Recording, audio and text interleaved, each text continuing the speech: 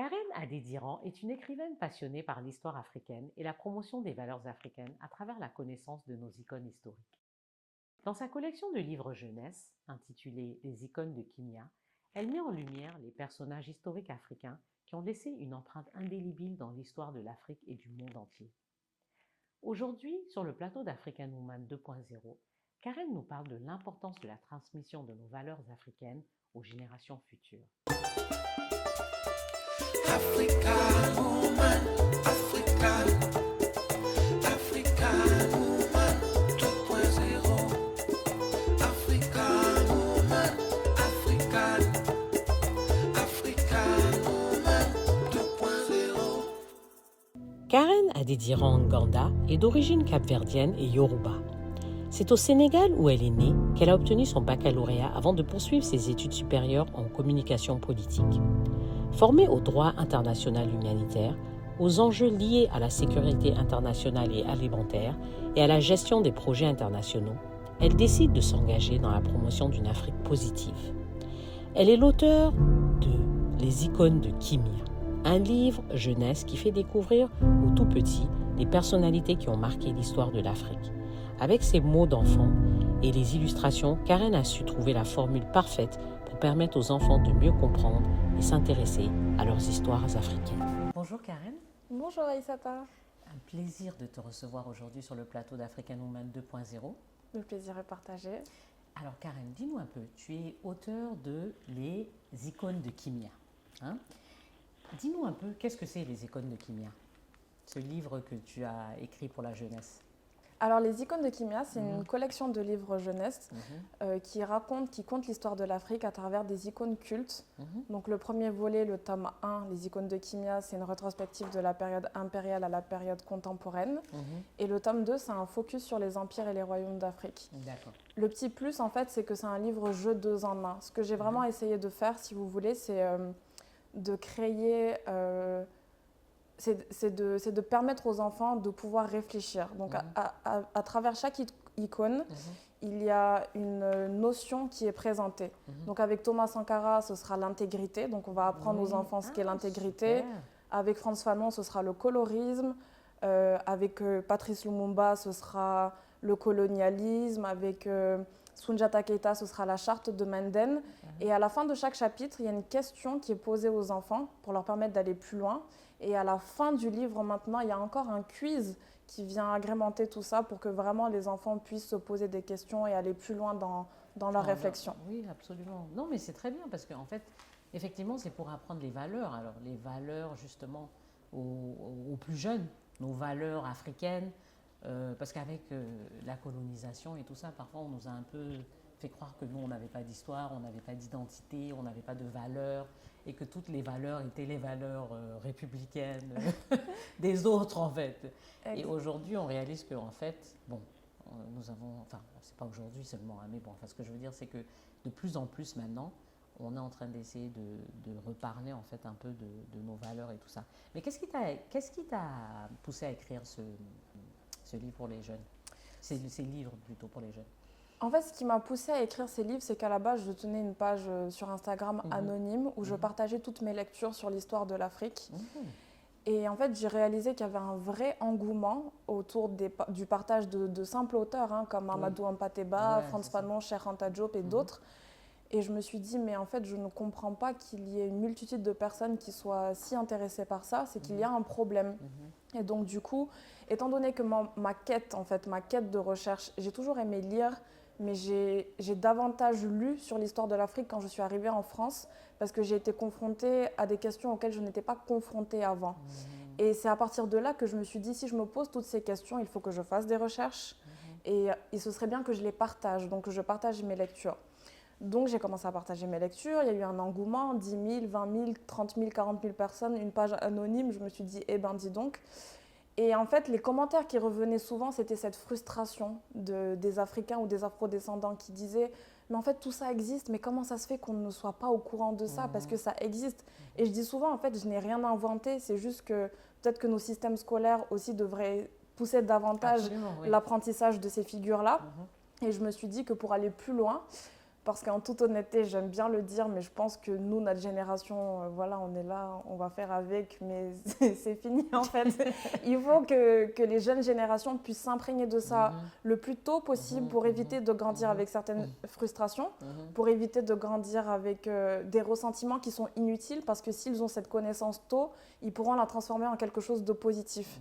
Plutôt que de grandir et de se dire, enfin, d'avoir un certain ressentiment qui, en fait, au final, nous bloque plus qu'autre chose.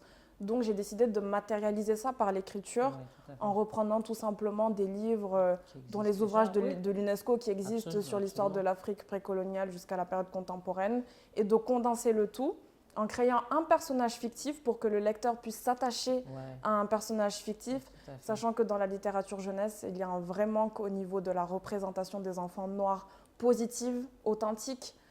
Donc du coup, j'ai créé le personnage de Kimia qui, elle, à travers les récits de sa grand-mère, donc un peu pour montrer aussi l'importance de parler avec... orale, en voilà, fait. et même d'échanger avec nos grands-parents, d'échanger avec les anciens qui sont aussi une source incommensurable de savoir, qui, elle, maintenant, qui vient partager ce qu'elle a appris de sa grand-mère sur ces icônes-là. Et donc, oui, c'est intéressant ce que tu disais par rapport au fait que les jeunes... beaucoup de jeunes.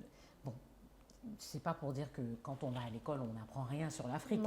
Non, on fait quand même du Soundiata Keita, l'Empire mandingue, on fait un peu de tout ça. Ouais. Et je pense aussi, surtout au Sénégal même d'ailleurs, qu'on fait beaucoup de lectures. Enfin, moi, je sais que j'ai lu pas mal de livres, Les bouts de bois de Dieu. Il y avait pas mal quand même de lectures. Bon, peut-être que c'était... En fait, je pense que ça dépend des périodes. Et des écoles, et des écoles. Peut-être, oui. Mais en tout cas, ce qui est sûr, c'est que moi, j'ai fait Soundiata Keita. Oui. En fait, je pense que chaque pays se concentre peut-être sur l'empire, ce qui est déjà très bien, sur un empire d'Afrique de l'Ouest, etc. Tout à fait. Mais tu vas demander à quelqu'un qui a évolué au Sénégal, est-ce qu'il sait c'est quoi l'empire Congo? Il va te dire, enfin, il n'en aura aucune idée. Or, ça reste quand même intéressant, étant donné qu'on apprend Napoléon, Charlemagne et toutes ces choses-là qui restent importantes pour notre culture générale. Absolument. Et ce serait peut-être bien qu'on élargisse un peu le champ de connaissances autour de l'Afrique. Donc, est-ce que c'était quelque chose, parce que quand tu étais beaucoup plus jeune, est-ce que toi, tu t'intéressais à ça? C'est seulement quand tu es arrivé en France que tu as vraiment ressenti ce besoin de t'informer sur ces sujets-là? Je demande ça parce qu'en fait, je veux un peu revenir à ton parcours pour savoir d'où est venue en fait cette envie. Est-ce que c'est quelque chose que tu avais plus jeune ou non, pas du tout? Plus jeune, pas forcément sur l'Afrique, mais en fait, j'ai toujours été une personne très, on va dire... intéressée par toutes les questions sociales et les injustices qui sont commises dans le monde. C'est-à-dire que, par exemple, quand j'étais en seconde, non, c'est en première, je pense qu'on fait les TPE. J'avais fait mes TPE sur les enfants dits talibés au Sénégal. Moi, je ne sais pas c'est quoi. Les enfants talibés, les TPE, c'est ce qu'on fait en sciences économiques et sociales, c'est un devoir, voilà. D'accord. C'était une autre époque. On a dû, ça s'appelait peut-être autre chose. Ça s'appelait peut-être autrement. Et donc, du coup, j'étais déjà intéressée par le sort des enfants talibés qu'on voit manger beaucoup dans la rue au Sénégal. Les enfants talibés sont les enfants mendiants. Les enfants mendiants, voilà, qui sont confiés à des imams pour apprendre le Coran. En soi, c'était quelque chose de positif, mais qui a été transformé en quelque chose de mendicité. En fait, ils les utilisent pour gagner de l'argent. Exactement. Et donc, du coup, j'ai toujours été intéressée par cette question, par tout ce qui tourne autour des injustices. C'est-à-dire que moi, quand je suis arrivée en France, il y avait des manifestations. Je vais me renseigner. S'il faut aller à la manifestation, je vais aller pancarte à la main à la manifestation. Et puis, j'ai choisi mes études dans ce sens-là, puisque j'ai fait sciences politiques de base. Et tout ce qui tournait autour de la géopolitique m'intéressait beaucoup. Mais en fait, quand je suis arrivée en France, j'ai réalisé que je faisais partie des minorités. Oui. Alors que quand je grandissais, j'évoluais à Dakar, je fais partie de la norme. Donc, je ne me questionne pas sur ma condition. Pas plus que ça. J'arrive à Paris, puis on me pose des questions. Ah, chez toi, c'est comme ça. Des anecdotes en école de commerce, il y en a plein. Ah, voilà, il y a un arbre, ça va te rappeler chez toi. Enfin, plein de petites choses comme ça. Et je me disais, mais eux, en fait, ils débarquent, ils ne savent pas ce qui se passe, etc. Et puis moi-même, je me suis dit, mais est-ce que moi-même, je sais ce qui se passe? Est-ce que moi-même, je me suis suffisamment, en fait, armée de connaissances pour pouvoir répondre à ces gens-là? Et donc, du coup, j'ai commencé, comme je te disais tout à l'heure, à être frustrée. Je me suis dit, mais c'est pas possible. Et donc, du coup, comme j'aimais déjà lire, par contre, j'ai toujours aimé lire, mais que ça avait été un peu cassé avec l'arrivée des réseaux sociaux. je me suis dit, je vais me remettre à la lecture et je vais prendre les fondamentaux. Mhm. Et c'est quand je me suis remise à la lecture que là, mon engagement, en fait, il s'est démultiplié, mais dans ce sens-là, et que je me suis vraiment focus que sur l'histoire de l'Afrique et que tout est parti de là, en fait. Et donc, tu es d'origine capverdienne, c'est ça?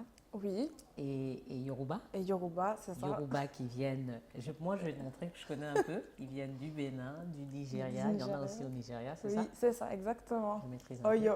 Exact, Et exactement. ils portent le chapeau là, Oui. n'est-ce pas? Et les colliers, les femmes portent les colliers, Voilà. les boubous et tout, voilà, ok. Donc, mais tu as grandi au Sénégal. Oui, Voilà, donc ça fait quand même un Plus melting pot Sénégal, de différentes origines. Mm. Mais comment tu vis ça? Parce que bon, tu te sens plus sénégalaise, plus capverdienne, plus... bah, je me sens plus sénégalaise Mhm. parce que je T'as suis grandi. née, que j'ai grandi à Dakar, que mes parents eux-mêmes sont nés à Dakar. Mhm. Et c'est mes grands-parents qui sont nés au Cap-Vert et au Nigeria pour mon grand-père. Donc je me sens plus sénégalaise. Après, chez nous, dans ma famille, c'est très cosmopolite. Mon beau-frère est ivoirien, mon autre beau-frère est togolais, mon mari est congolais. Donc en fait, on n'a pas vraiment de... On est très ouvert dans notre famille. On dit souvent, nous, c'est le panafricanisme. Oui, c'est ça, voilà. c'est citizens of the world. Exactement. Voilà, vous êtes des citoyens du monde C'est en ça. fait. Enfin, de l'Afrique surtout, De mais bon, l'Afrique. du monde, hein, parce que après, les origines aussi remontent loin, d'accord. Et tu parles Wolof alors? Je parle Wolof et je ne parle pas créole, tu vois. Et je ne parle pas Yoruba. Donc vraiment. Pourquoi tu penses que c'est important de raconter l'histoire de ces icônes à notre jeunesse?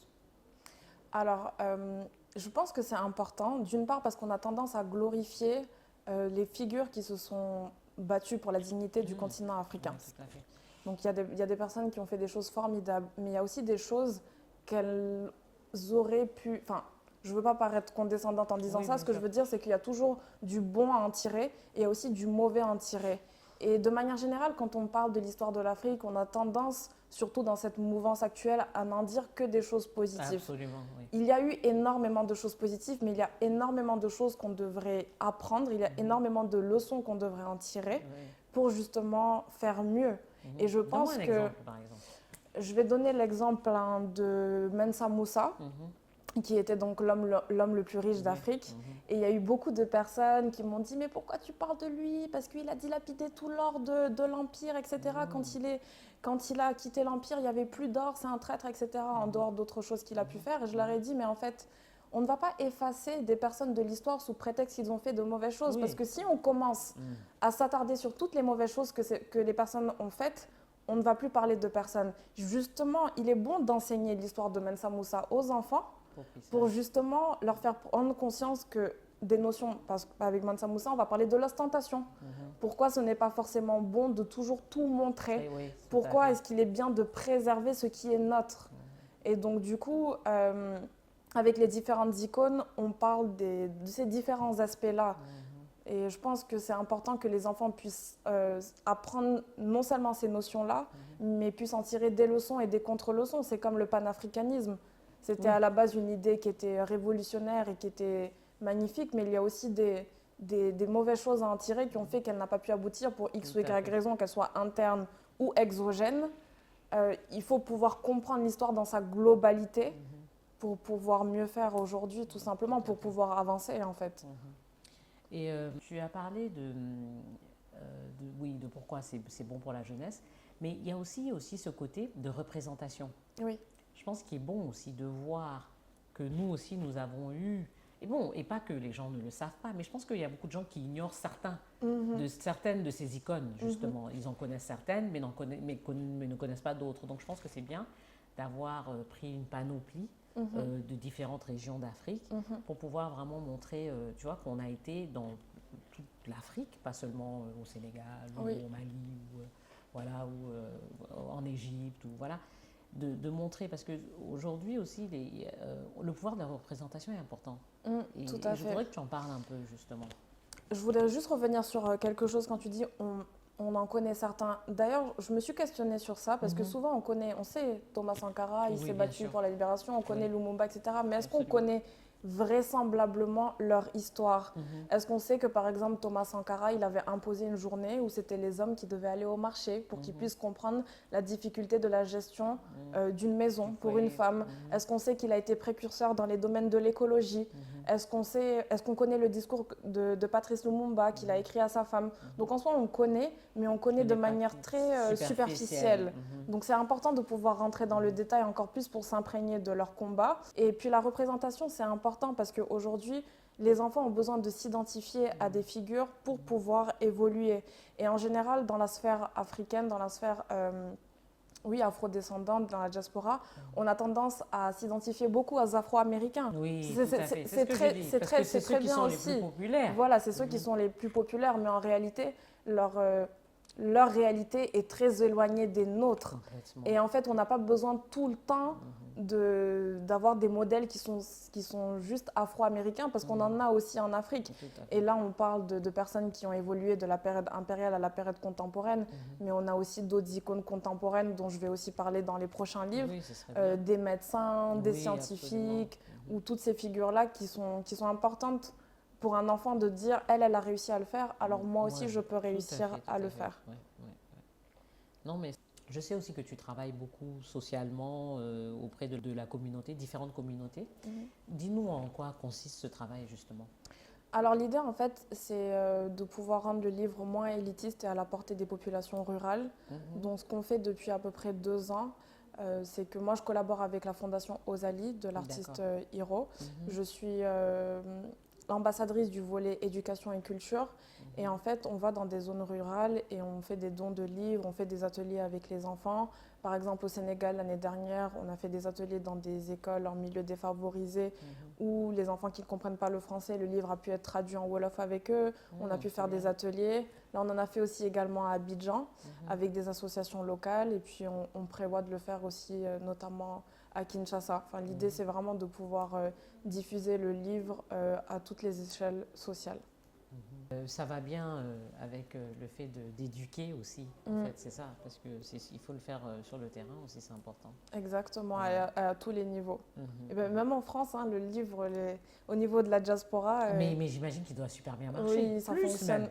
Franchement, ça fonctionne très bien. C'est ce que j'allais dire, plus même à l'extérieur. Karine, donc là, tu es basée à Paris, tu es installée où? Parle-nous un peu d'où tu viens, de comment tu as tourné dans le monde un peu. Alors, comme tu sais, je suis née à Dakar. Je suis allée faire mes études à Paris pendant 10 ans. J'ai fait un échange à Chicago pendant 1 an, où d'ailleurs j'ai pris des classes de African American History. Je suis revenue à Paris. Je suis basée actuellement… Et pourquoi tu as pris ces classes d'ailleurs? Parce que ma curiosité en fait. Ma curiosité, en fait, je suis admirative du soft power qu'ont créé les Américains autour de leurs histoires. En fait, on ne se rend pas compte en fait, à quel point le soft power, tout ce qui tourne autour de la culture est puissant. Et c'est un levier qui peut permettre à n'importe quelle nation de s'élever. Et en fait, je me suis dit qu'il fallait que je puisse acquérir les bases de ce qu'eux, ils ont réussi à construire pour que moi aussi, quand je vais rentrer dans mon pays, parce que j'ai toujours voulu rentrer dans mon pays au Sénégal ou en Afrique, que je puisse participer ou mettre la main à la pâte aux côtés des personnes qui le font déjà. Et donc du coup, c'était dans cet objectif-là. Actuellement, je suis donc basée entre Paris et Abidjan, mais un peu plus à Abidjan. Abidjan est doux. Et le plus doux au monde? Vraiment, je ne veux pas fâcher mes confrères, mais Abidjan est doux. Quand on arrive ici, c'est compliqué. Hein. Ne dis pas ça trop aux Sénégalais, ils vont se fâcher contre toi. Je ne peux pas trop dire ça. On est champion d'Afrique, attention. Ça donc, va pas durer, ça. On va vous retirer ça là. Quand vous allez faire ça dans quand vous faites ça dans votre pays là, on n'est pas trop sûr. Hein. Mais félicitations pour ça d'ailleurs. Merci. Donc, félicitations pour ton livre que tu, en plus, auto-édites. Merci, Aïssata. Alors, explique-nous comment ça se passe alors, s'auto-éditer. Si je peux m'auto-éditer moi, par exemple, ou c'est compliqué? Tu peux en fait, tout le monde peut s'auto-éditer, mais tout le monde ne peut pas survivre en auto-édition. Ce que je veux dire, c'est qu'il y a de plus en plus de personnes qui s'auto-éditent et c'est bien parce que les maisons d'édition prennent des pourcentages, refusent les ouvrages souvent et prennent des pourcentages qui sont… C'est compliqué en fait, à part quand tu es un énorme best-seller, de pouvoir vivre de ces livres. Quand on s'auto-édite, on écrit, On s'occupe des illustrations. Moi, en l'occurrence, je travaille avec un illustrateur camerounais que j'ai trouvé, avec un graphiste, avec un maquettiste. On doit trouver les imprimeurs. On doit s'occuper de la distribution. Donc, c'est un travail qui est plus que conséquent. On est commercial, on s'occupe de la partie administrative, de la partie juridique. On est communicant. Enfin, on a énormément de casquettes. En fait, on fait tout, quoi. C'est ça. Et moi, j'ai commencé avec un job à plein temps pendant 2 ans. Donc, ça me prenait énormément de temps entre la vie privée, le travail de 8h à 19h comme tout le monde, plus l'écriture et la commercialisation des livres. C'était un travail qui était énorme. Là, aujourd'hui, je suis à plein temps sur ce projet-là parce que je compte développer la gamme, au-delà des livres, faire autre chose, mais toujours dans l'univers de Kimia. Et donc, je disais, tout le monde peut s'auto-éditer. Il faut beaucoup de discipline, il faut beaucoup de rigueur et en fait, il faut savoir être débrouillard, en fait. Taper à toutes les portes, foncer parce que être référencé à la FNAC, être sur… Il faut travailler, quoi, dessus, quoi. Il faut beaucoup de Faut être travail. prêt. Moi, je fais des accompagnements à l'auto-édition, donc j'aide des personnes à s'auto-éditer, à sortir leur ouvrage, mais je n'accompagne pas tout le monde parce que je considère qu'il y a des personnes qui veulent sortir un livre mais qui n'ont pas la niaque, en fait. Et donc, du coup, C'est quel mot, ça? la niaque, en fait, c'est le… c'est comment dire? C'est un terme C'est- parisien ou quoi? Je sais même pas d'où ça vient, Le mais en niaque. fait, c'est ce qui t'anime à l'intérieur qui te permet de porter ton projet oui, jusqu'au… j'ai compris, en fait, jusqu'au l'énergie. bout, En fait, l'énergie. Et, ce côté. et comme c'est sur fond qu'on propre, veut, quoi. ça, Pas c'est sur évident, fond quoi. propre qu'on sort les ouvrages, donc il faut être motivé. C'est, voilà, et Voilà. solide, avoir les reins solides, comme on dit. C'est ça. En tout cas, félicitations. Merci Aïssata. Merci. Et donc, on passe au petit cadeau.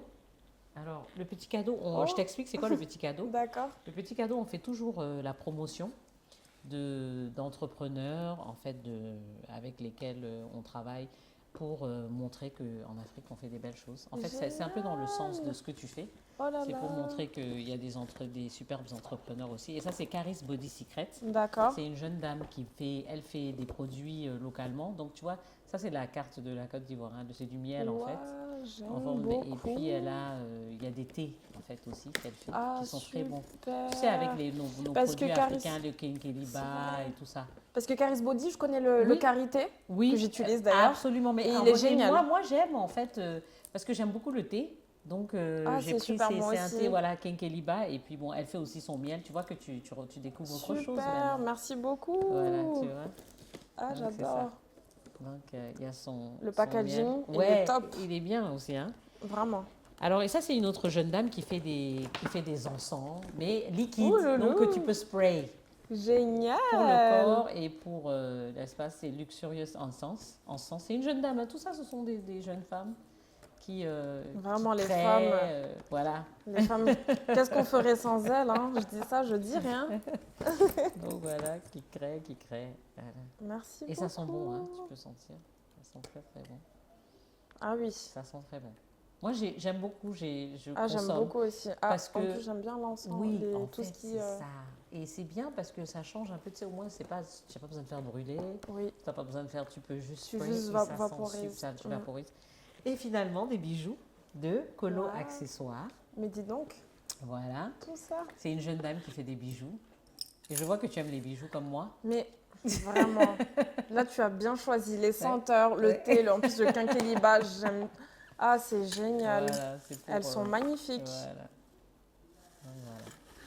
Merci Le beaucoup. talent de nos. Ah, en plus, il y a la bague qui va oui, avec. avec les boucles d'oreilles, voilà. Oh là c'est ça. là. Voilà. Sympa, non? Vraiment, c'est bien de faire Ouais. des interviews avec Afrique Oui, Femme. tout le monde aime Afrique Femme. Qu'est-ce Vraiment. que tu veux que je te dise? Merci beaucoup, Karen.